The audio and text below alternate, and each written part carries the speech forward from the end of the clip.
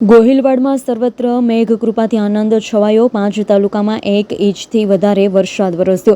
ભાવનગર સહિત રાજ્યભરમાં ચોમાસાની શરૂઆત શુક્રવારે ગોહિલવાડના શુક્રવારે સર્વત્ર મેઘકૃપા વરસી હતી। ભાવનગરના 5 તાલુકામાં 1 ઇંચથી વધારે વરસાદ વરસ્યો, જેમાં વલભીપુર 39 મીમી, પાલીતાણા 37, ઉમરાળા 35, સિહોરમાં 26, ભાવનગર 25 મીમી મેઘવર્ષા થઈ હતી।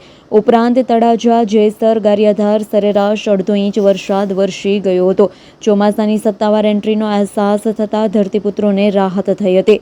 શુક્રવારે સૌથી વધુ વલભીપુરમાં બપોરના 4 થી 6 કલાકમાં 39 મીમી વરસાદ નોંધાયો હતો, જ્યારે પાલીતાણામાં 37 મીમી, ભાવનગરમાં 25, સિહોરમાં 26 મીમી, તળાજામાં 13 મીમી અને થોથામાં 17 મીમી વરસાદ વરસ્યો હતો। 2 દિવસથી સમગ્ર ગોહિલવાડમાં કાળા ડિબાંગ વાદળનો જમાવડો થાય છે। વહેલી સવારથી વાદળોની આવન જાવન બાદ સાંજે 4 કલાકે અંધારું ઘનઘોર થઈ ગયું હતું।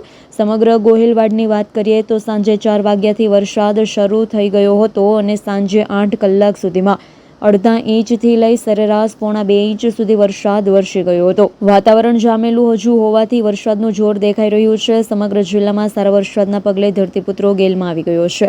ઇરફાન સોલંકીનો રિપોર્ટ, S9 ન્યૂઝ, ભાવનગર।